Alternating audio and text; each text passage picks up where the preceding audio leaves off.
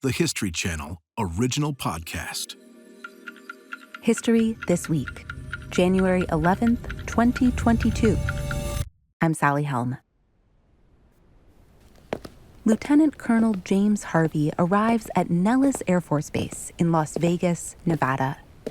He hasn't been on this base in 73 years.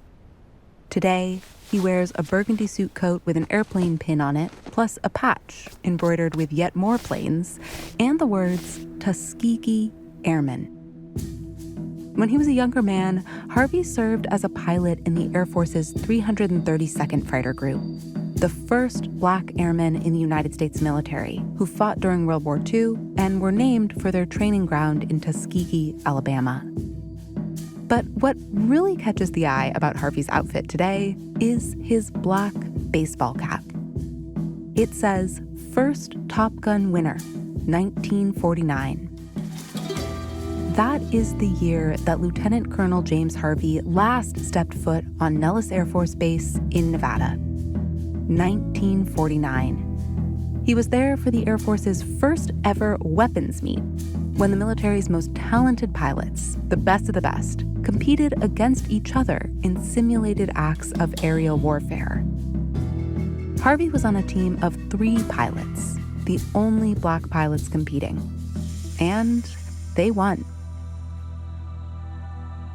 But over the years that followed, the official record of their victory was either lost or neglected, or both. Lieutenant Colonel Harvey has been lobbying to change that.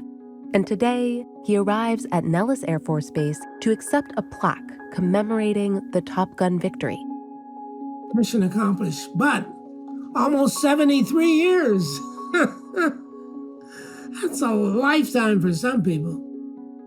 Today, the Tuskegee Top Gun champions. Who were these exceptional black pilots? And what did it take to rescue their accomplishments from obscurity and bring them into the light?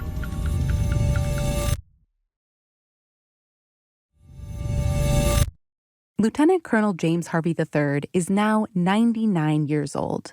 But talking to him, I pretty quickly got a sense of what he must have been like growing up. An ambitious, hard-charging eldest child.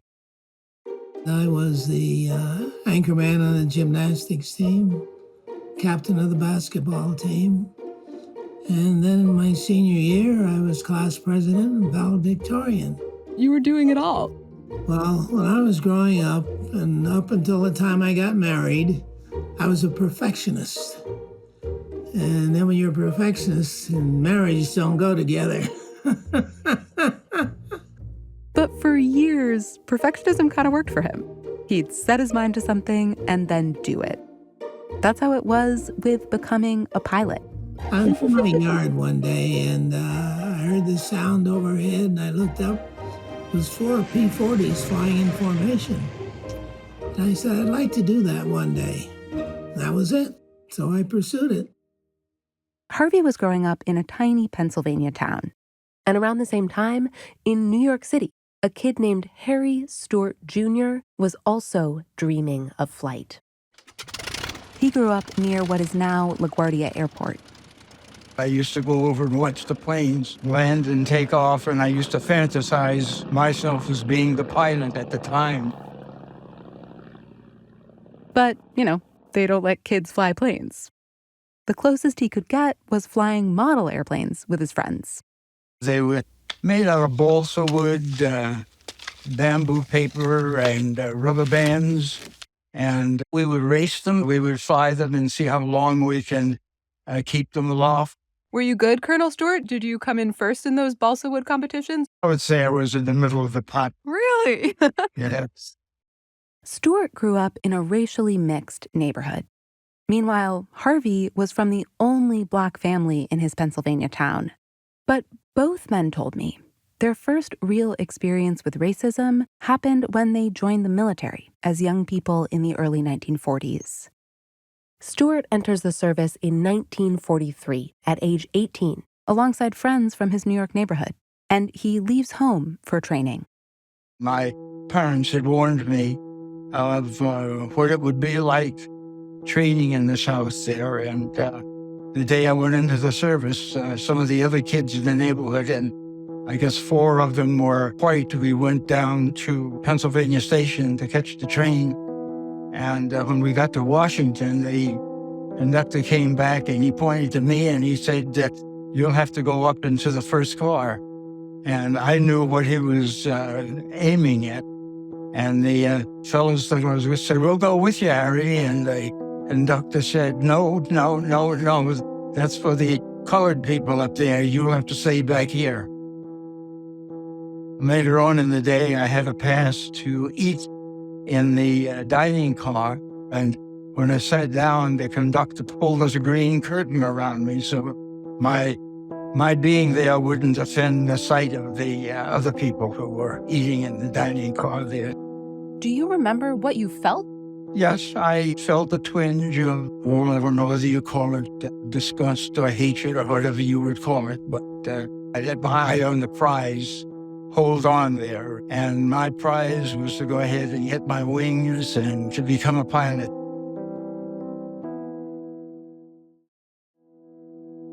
Stewart arrives at Tuskegee Institute in Alabama and has another novel experience, being surrounded by an all-Black group of peers, men who would become fellow members of his fighter group and his friends.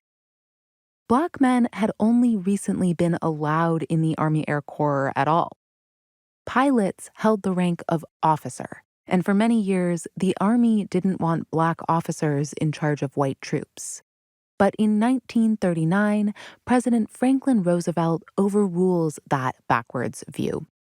He approves a law that allows Black pilots in the Army Air Corps and creates training programs at historically Black colleges. In 1941, airfields open in and around the all-Black Tuskegee Institute. That's where Harry Stewart ends up. There is an idyllic campus. I remember the trees and the foliage that they had there. They were just absolutely beautiful and lovely campus. There's also a bit of hazing by the upperclassmen. All sorts of jokes and that type of thing, designed to toughen you up. Stewart has to complete some coursework at Tuskegee, but soon enough, he is sitting down in the cockpit of a plane. This young kid just out of high school. Did I read in an interview you gave that you learned to fly a plane before you learned to drive a car? That's correct. Wow. When I got my wings, I still didn't know how to drive a car. The plane is not quite as he had pictured it. I had just imagined what the controls would be like on an airplane from the little model airplanes that I built, but the controls were just a little bit opposite to what I had been using. So You were using them from the models in your head, those models you were flying in New York. That's right. But I soon overcame that. James Harvey, who had been valedictorian of his class back in Pennsylvania, he winds up at Tuskegee too. He'd actually tried to enlist in the military before and had been turned away, but 3 months later, the military called him up and drafted him. They were hurting for people, period. But the Air Corps still limited the number of Black pilots it let in.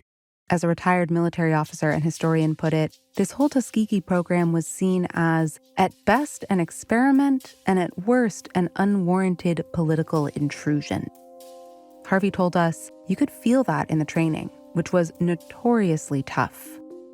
As far as the white cadets go, all they had to do was demonstrate they could get the aircraft off the ground and back on the ground safely. That was it. Everything we did had to be perfect. Everything, no exceptions. So there was a higher bar for the Tuskegee group, for the Black Airmen? Yes. It's a rigorous program. Aspiring pilots have to complete all the physical training of joining any military unit, plus learning navigation and the mechanics of flight. Here's Lieutenant Colonel Stewart. When I first got to Tuskegee, I remember the commanding officer gave us a speech, and he says, I want you to look at the man at your left, and now I want you to look at the man at your right, and they will not be there when you graduate. And that's true. Only about 40% of those who started their training at Tuskegee end up graduating, including both Harvey and Stewart.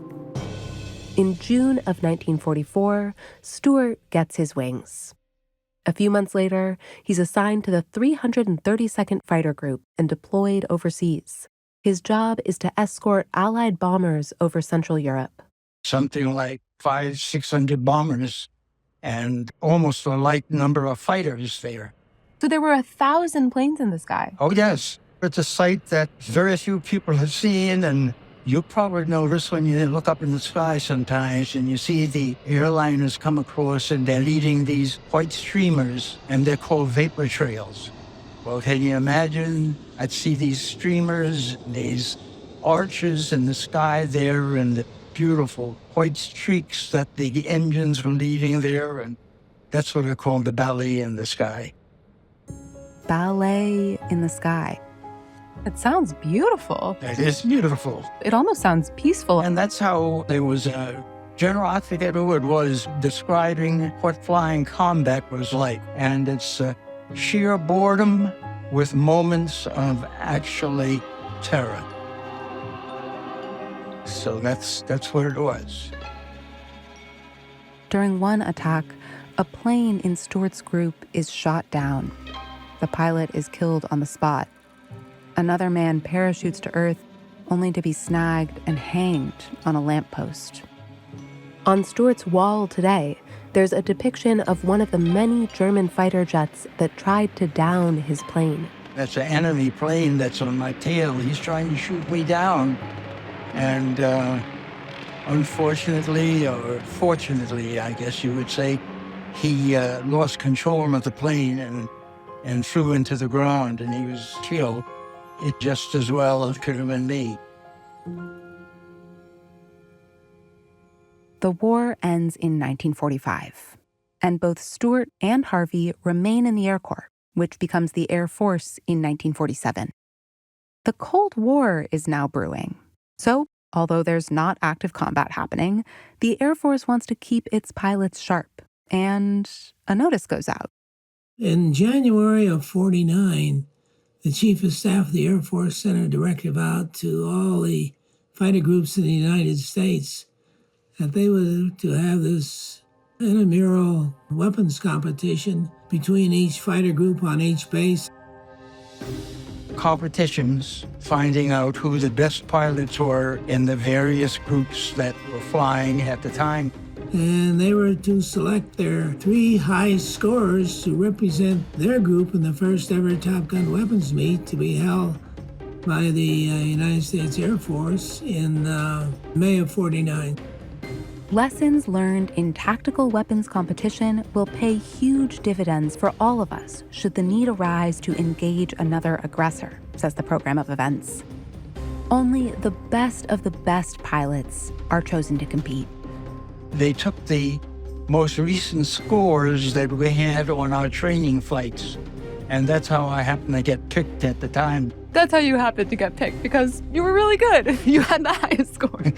We didn't know what was going on until the names were mentioned. And then when the names were mentioned, okay, we're the members, let's go.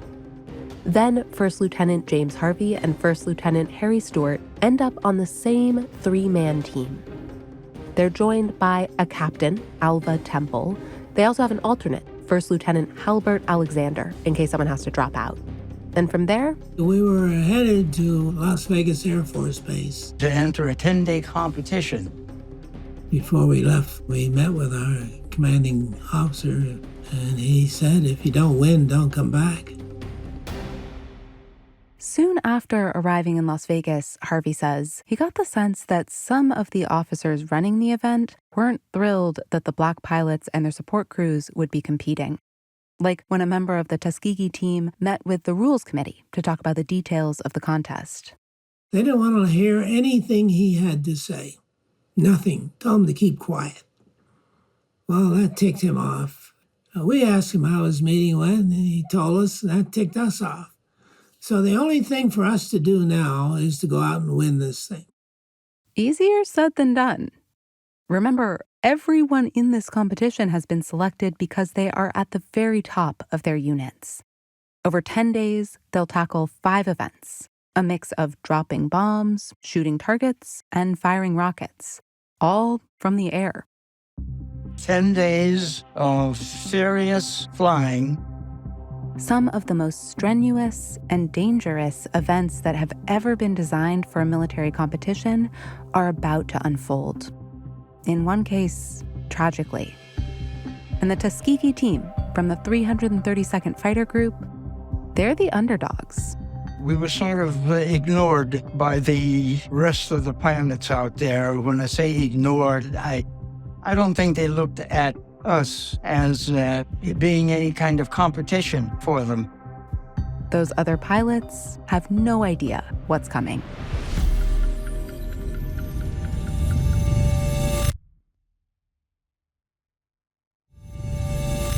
On a May day in the Nevada desert, the 1949 U.S. Air Force weapons meet begins. The first event is aerial gunnery. You have this multi-engine aircraft who towed this target. Facing you, you just fired into it. To try to hit a target, essentially, from the air. It was like an aiming test. That's right. Now, how can they tell whose bullets go through the target? We'll take 3 colors, red, green, and blue. They would dip the bullets into that color wax, so that when the bullet hits the target, it leaves a trace of the color there. Each pilot had a different color bullet. Then on the ground, we had 3 different people, each one assigned a color to count the bullet holes in the target. How'd you do in that first event? Better than the other squads. Captain Temple, the captain of the Tuskegee team, gets the highest score of any competitor. At the end of the first 2 shooting events, their group is in second place.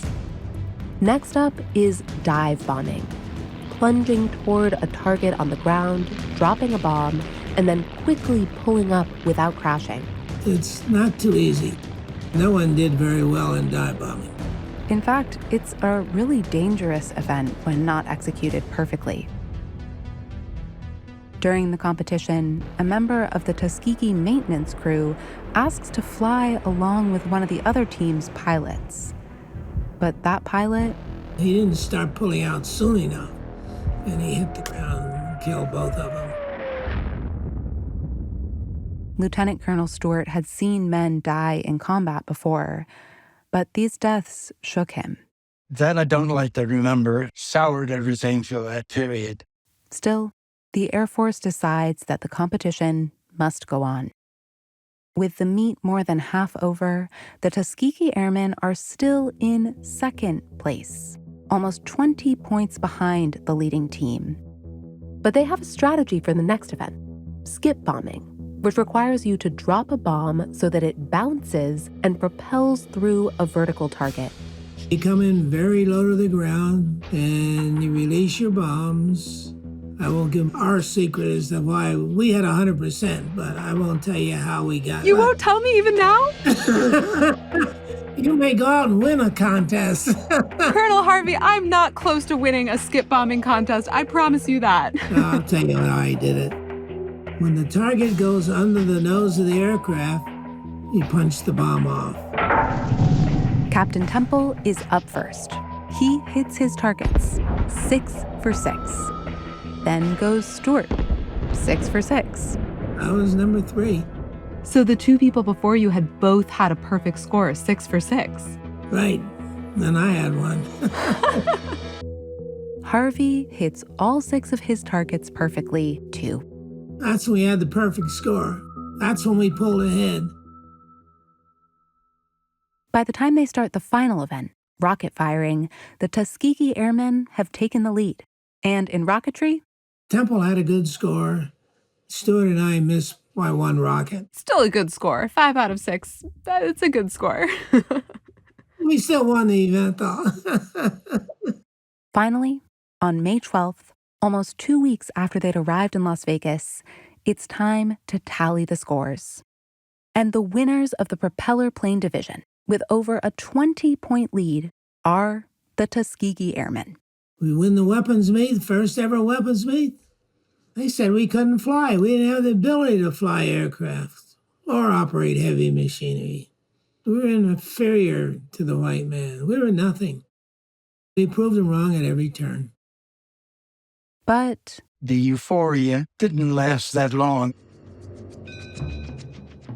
Lieutenant Colonel Harvey says he recalls a distinct feeling around the awards. The wrong group won the meet. They didn't plan on that.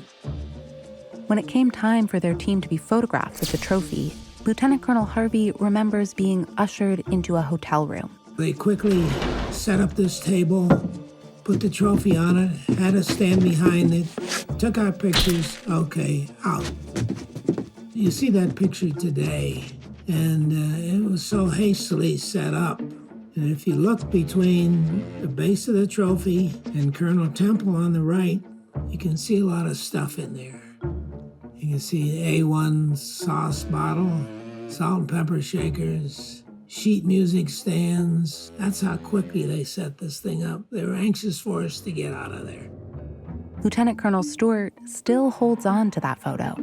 That's the loving cup that they had. Wow, you're showing me a picture of the trophy itself. That's the trophy, yes. That's the trophy itself. Wow.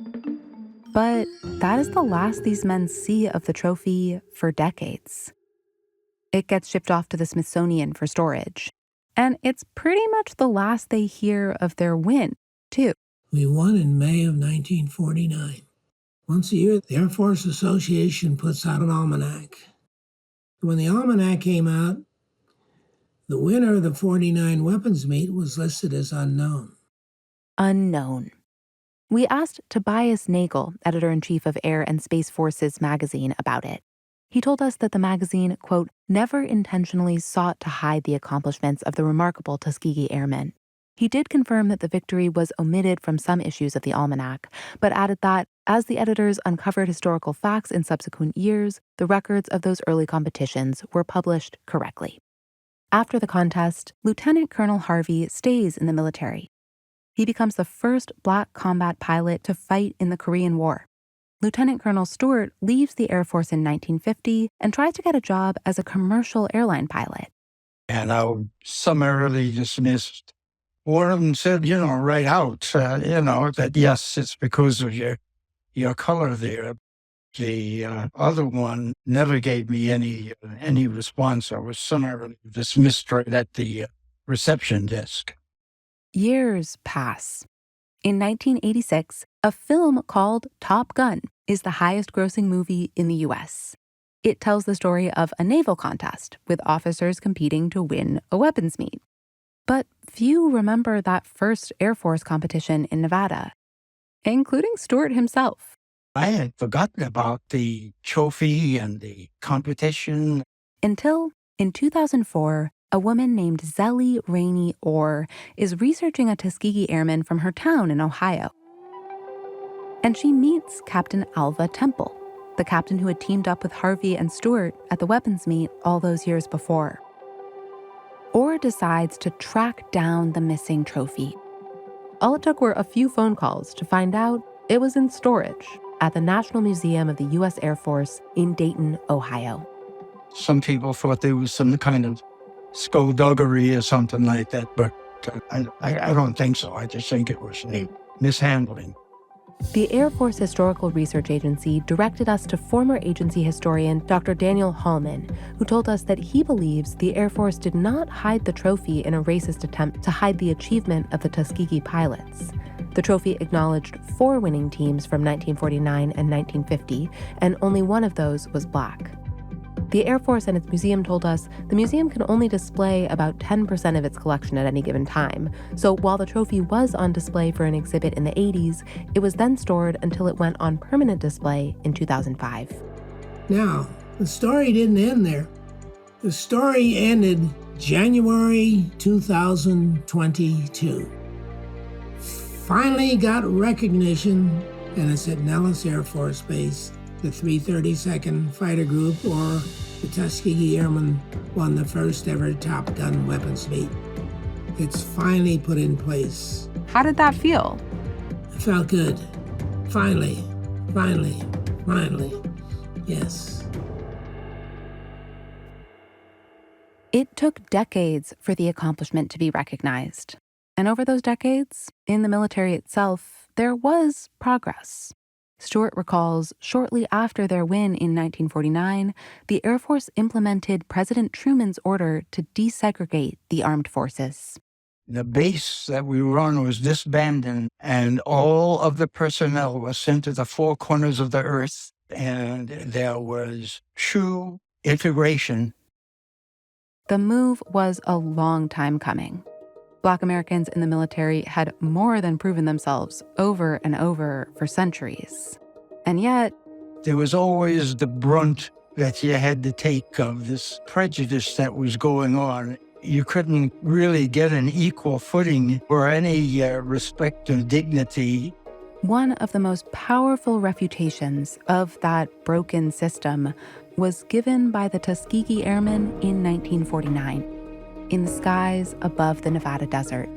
To win the Top Gun contest, and this means the best of the best, it was like a vindication.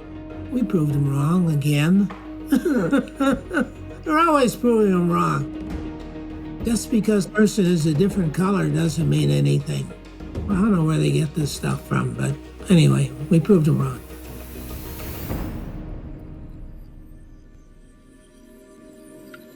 Thanks for listening to History This Week. For more moments throughout history that are also worth watching, check your local TV listings to find out what's on the History Channel today. If you want to get in touch, please shoot us an email at our email address, historythisweek@history.com, or you can leave us a voicemail, 212-351-0410. Thanks to our guests, Lieutenant Colonel James Harvey III and Lieutenant Colonel Harry Stewart Jr. Lieutenant Colonel Stewart is the co-author of a book, Soaring to Glory, a Tuskegee Airman's first-hand account of World War II.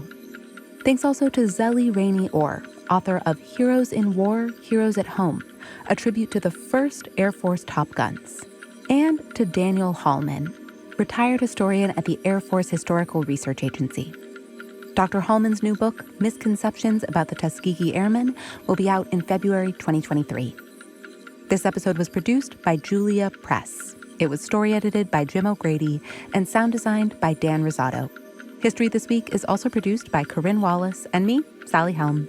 Our associate producer is Emma Fredericks. Our senior producer is Ben Dickstein. Our supervising producer is McKamey Lynn, and our executive producer is Jesse Katz. Don't forget to subscribe, rate, and review History This Week wherever you get your podcasts. And we'll see you next week.